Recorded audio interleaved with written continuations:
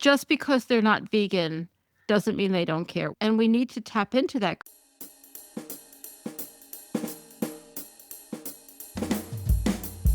Welcome to the Hen Report. This is Jasmine Singer. This is Marianne Sullivan. And this is Murray.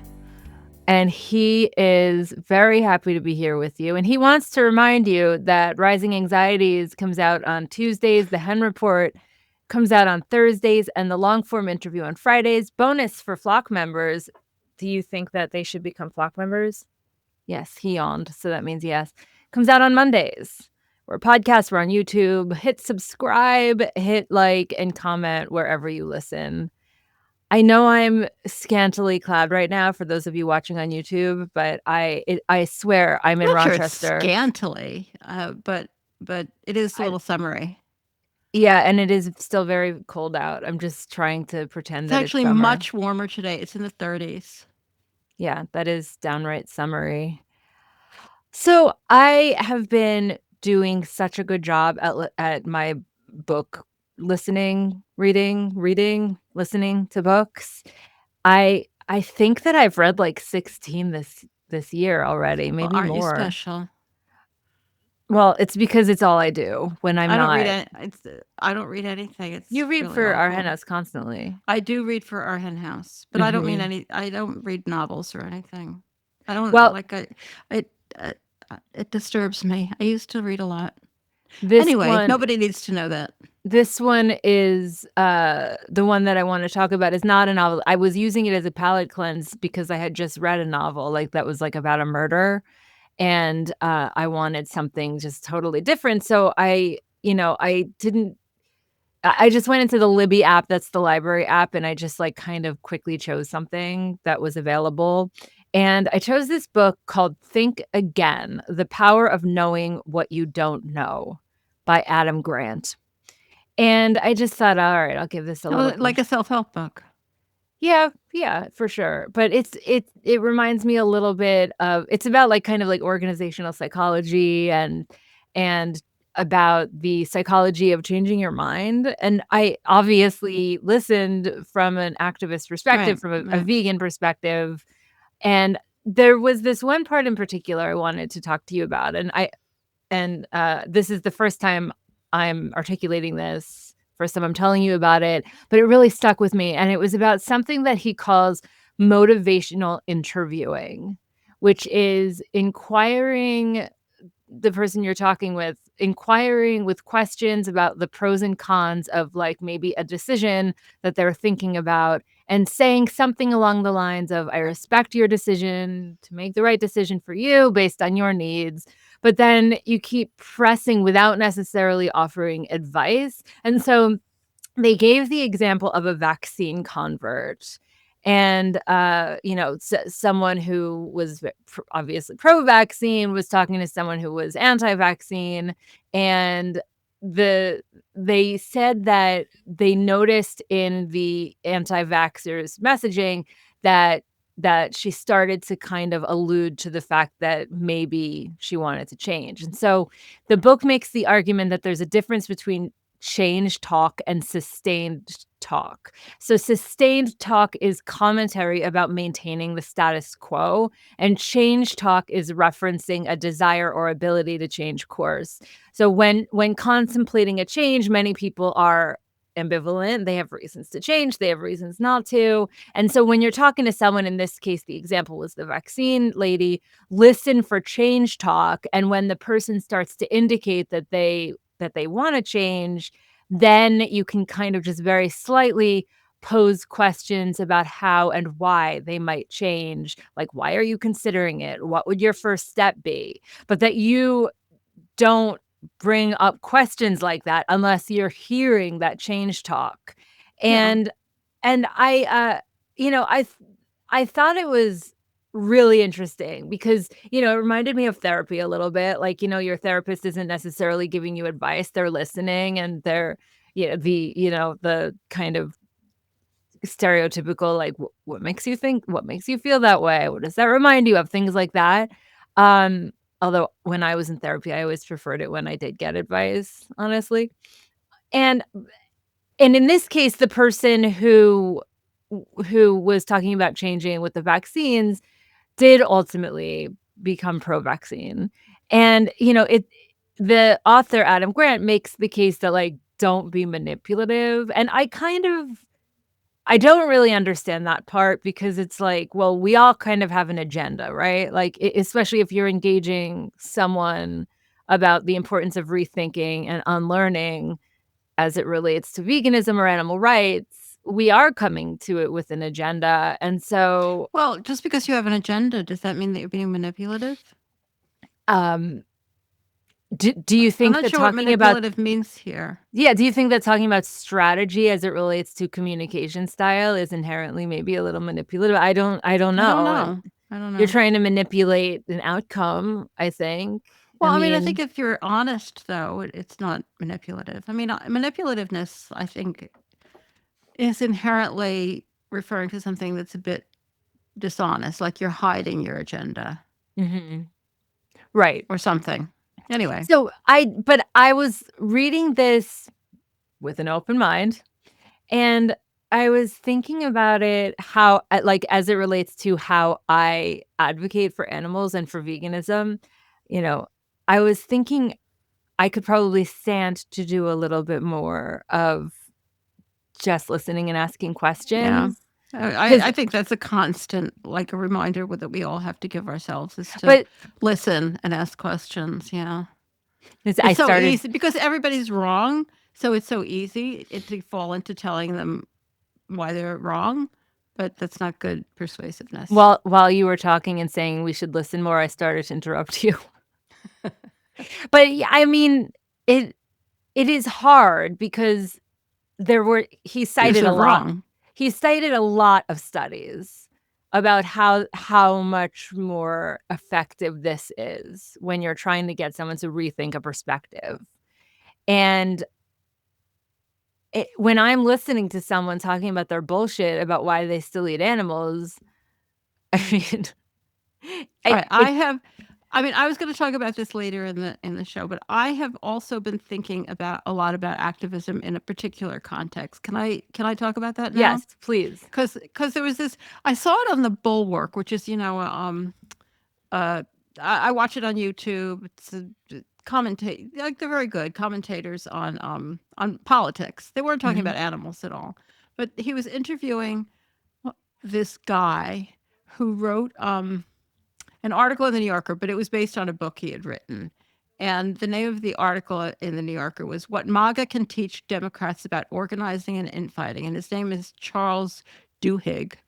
Uh, and it has a lot to do also with persuasiveness and and and growing a movement. And so it's sort of related to what you're talking yeah, about.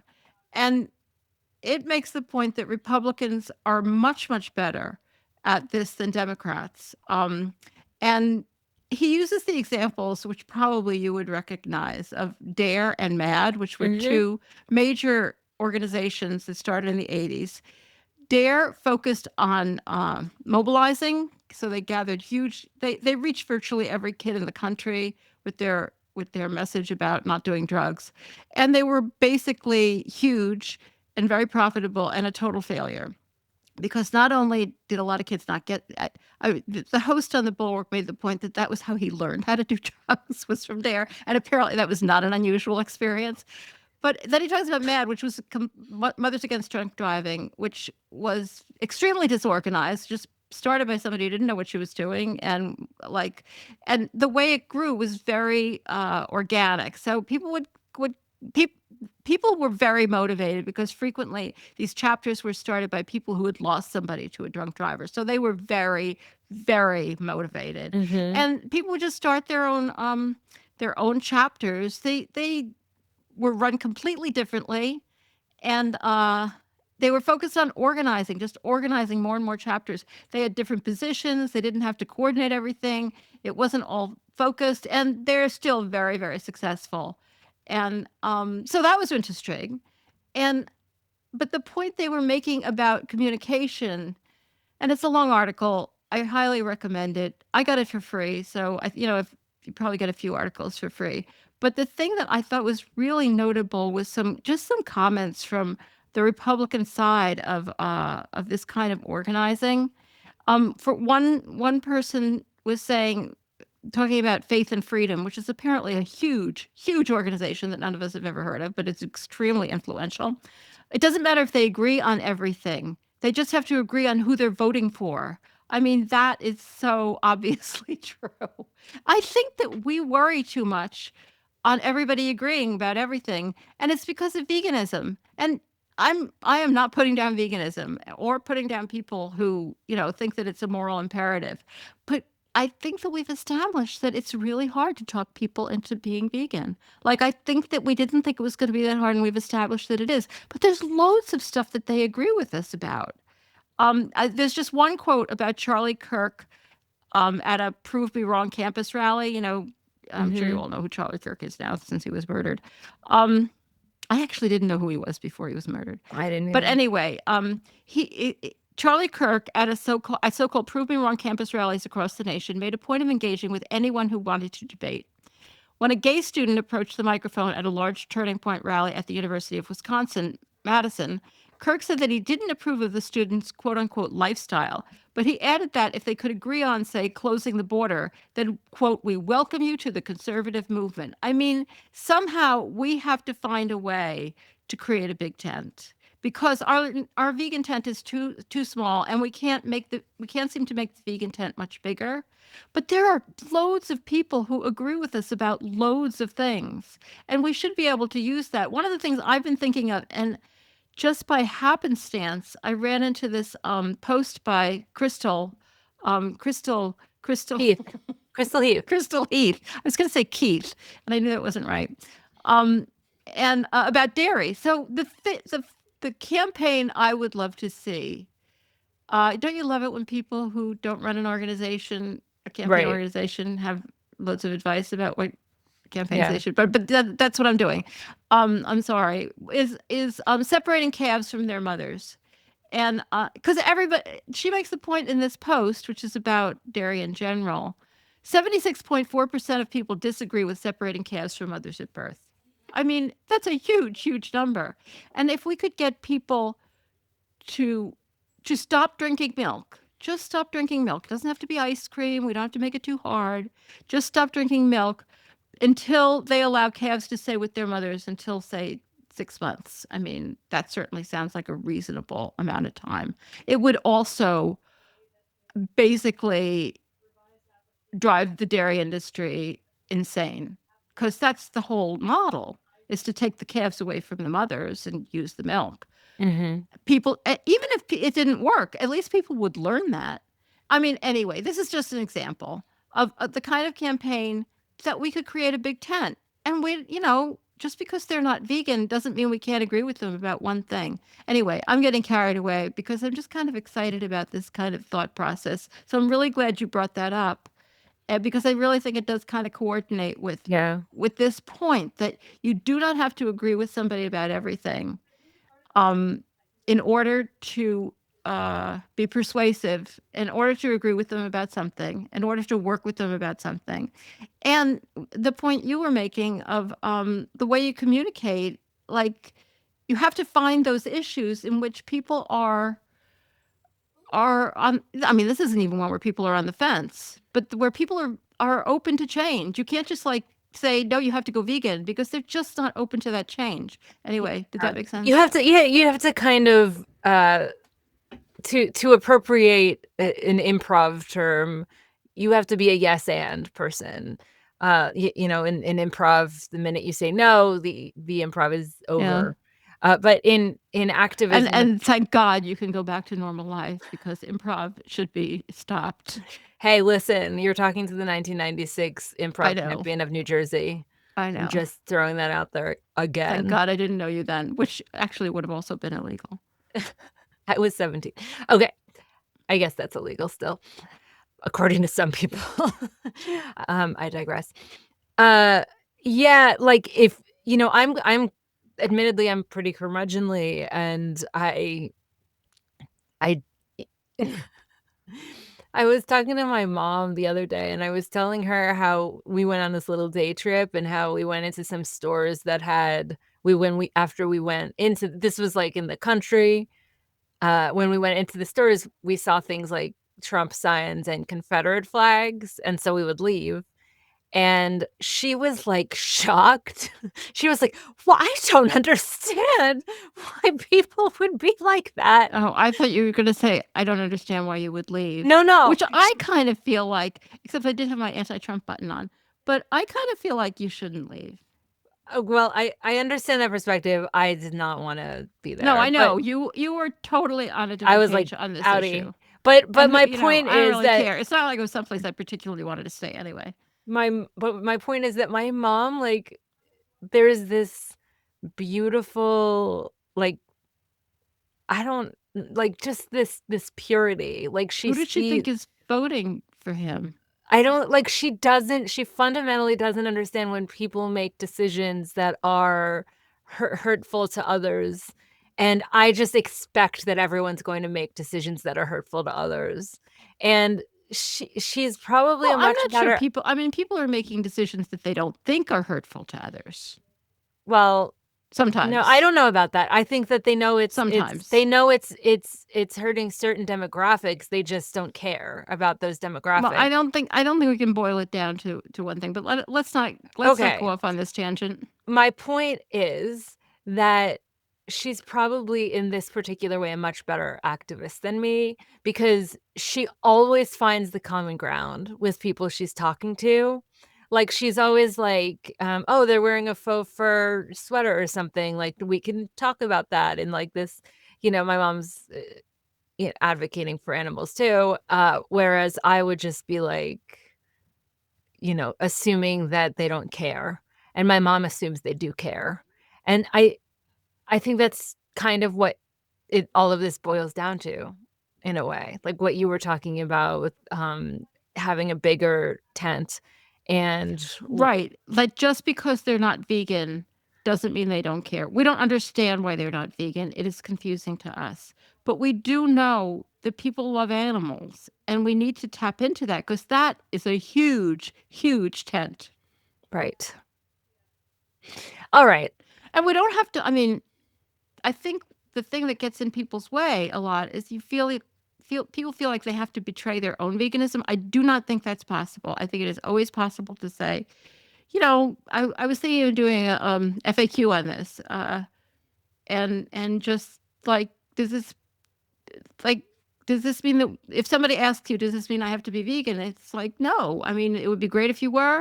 A lot of us are, but if we agree on this one thing, we should all agree on this one thing. Like, what is bad about saying that? Just thoughts I've been having.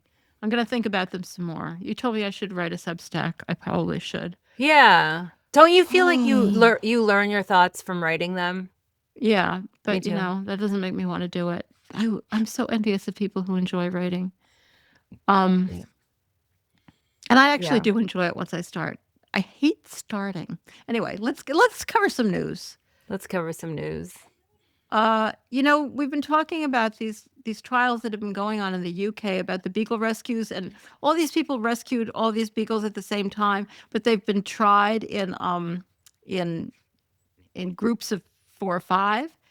And there was one group that was convicted. One group was acquitted, one group was convicted, exactly the same facts. It's all very complicated. But anyway, one of the groups that was convicted, I just wanted to pass this on, just got suspended sentences. So that's really good news. They're not going to prison. That is good news. That's great Yeah. news. And let's see. Farm Sanctuary. I love this. I would love Yeah. to go to New York just to see this. You kind of have to see it, but they put up a sign in Times Square, like in the middle of Times Square, and it has a picture of a cow on the side, and the front says, "Be kind to animals, don't eat them." Don't you just love I that? It's love so it. simple. So Yeah. simple. Yeah, we'll link to it per usual, but it is a really, really great billboard. I love it too. I love the idea of some little kid seeing it and being like, "What?" I don't We eat animals? What does Yeah, that like, even that's so bizarre. Yeah. Um, Who does that? yeah. So every now and then I'm at a restaurant and I see a kid eating, a burger, like a little kid, and I just And they have wanna no go. idea. Yeah, they have no Yeah. idea. I just wanna go up to Yeah. them and tell them and, It's child ruin. abuse. It's seriously child abuse. I All know. right. Wait, Another can I just tell story. you something really quickly? I was, at a non-vegan potluck the other day, and my friends who had it they made me a vegan quiche. So they had, like, a non-vegan quiche and then like, 2 non-vegan quiches, different flavors, and a vegan quiche for me, and they put a little sign next to the vegan one that said "vegan," but they didn't put a sign next to the other ones, and, I was the only person who ate that one, which, by the way, was amazing. They used Just Egg and Violife. It was really, really good.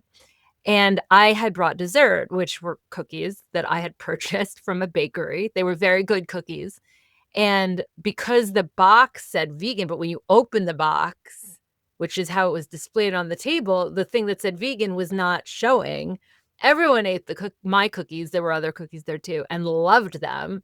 And I was just thinking, huh, I kind of wish they Aw. didn't have the vegan sign Yeah. out for the You know what it quiche. made me think of? It just made me think, people are fucking assholes. That's what that was the first thought that came into my mind. So how am I doing at our big tent philosophy? I love you. All right, Um, what's next? I What do also we want have to make next? clear, I feel like I was acting like nobody's ever thought of a campaign like that before, which is obviously not true. Um, When I used to work for Farm Sanctuary like 20 years ago, people used to say to me, they would go up to me at events and they'd be like, "Have you told Oprah? yeah. I know people always Have have you good ideas told for what other people should do. have you told Oprah?" Um, What else all should we right. tell Oprah? Speaking of famous people, Adam Schiff, one of our favorite senators because he is indeed vegan. A U.S. senator, this is from Plant Based News in the UK. They were so excited about it, they're writing about U.S. politics. A U.S. senator just sponsored the Plant Powered School Meals Pilot Act. It was just sponsored by Adam Schiff. It's also been sponsored by a few other people, um, and both in the House and in the Senate. Fortunately, they're all Democrats, so it's not going anywhere anytime soon. But I like that it's out there, and Mhm. and Yeah. hopefully at some point there will be Democrats in charge. And it's a very modest bill. Of course, we'd like to see more, but it was kind of inspired by the fact that now schools are going to be allowed to offer plant-based meals, so they want to give them some money to help them do it, and so it would serve children who are eligible for free or discounted meals, and collaborate with various partners to incorporate experiential and culturally appropriate plant-based food, nutrition, or agricultural education activities related to 100% plant-based food options. Can't we have that in every school? That would be such a great idea. So I am I am strongly in favor of this bill. Mhm. Yeah, I I love love it. it. It's nice to talk about something political that's not It's making me yeah, of wanna course it's not go going to happen, but details, But, details. maybe someday we'll have a democracy again in the United States of America, and we'll have legislation that makes sense that people will vote on, and Mm. maybe. Maybe. Maybe. All right, let's not go down that road. Okay.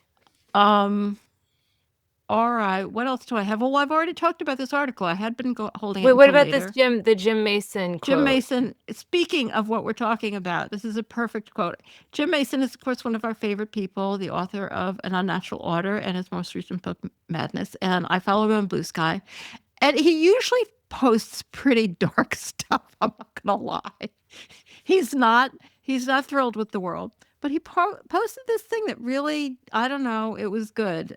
Like it made me feel good. Just a short little thing.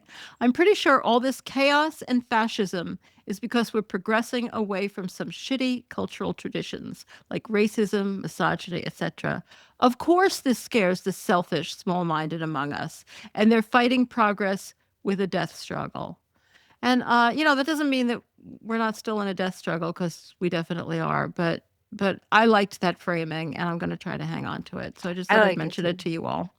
You know what? I've been making these little presents, like, I've been sewing these little presents, and some of the things I've been making are little wallets, and I wanted to put a little like a little card or something. And so I spent a really long time looking around on Etsy and whatnot. And I just didn't like any of the things I found. So I decided to make little tiny card inserts and I could put them in the wallet. And I made one that's a double-sided that has a quote on each side, and my favorite quotes. Can you guess? Can you guess what either of them are? By the way, No. Murray is whining in my lap, but he's kind of like growl whining. He's like, Go vegan or go home. oh, I do love that one. But Mary Ann Sullivan. one of them, and I don't have them in front of me, so I hope I'm not Talk about misquoting creating a them. big tent. Yeah, right. I know how to message that. Go vegan or go home. If it was something else, you'd be like, yay, I get to go home. But no, one was never doubt a small group of thoughtful, committed Oh, yeah, yeah. citizens can change the world. Indeed, Margaret it's Mead. the only thing that ever has. So that's one. And the other one is it does not take a majority to prevail, rather a tireless, irate minority keen on setting a brush fire in people's Samuel minds. Adams? Samuel Adams. And I just was like, I'm gonna put that in people's presence. I'm just gonna do it. Nice. Yeah. It's just like Jim Mason's, quote made me think of that a little bit. It's so you should print it out, put it on your. What's wrong, Murray? Do you need something? Can you hear him? Yeah, is that him making that noise? Yeah. Yeah, he is. I'm gonna put you on the ground, buddy. I think maybe you're a little upset that. Why don't you just go do what you need to do to take care of yourself? Okay. Sorry about that. All right, I do have a few Yeah. things to add here because Go I ahead. have a couple of other. One is actually this is something you were given by Austin Meyer, a filmmaker. It's called The Chicken Whisperer, and it's a lovely little film. It's about 15 minutes long, and I didn't really know what it was going to be about. And it I takes wish place I were an Austin Meyer vegan.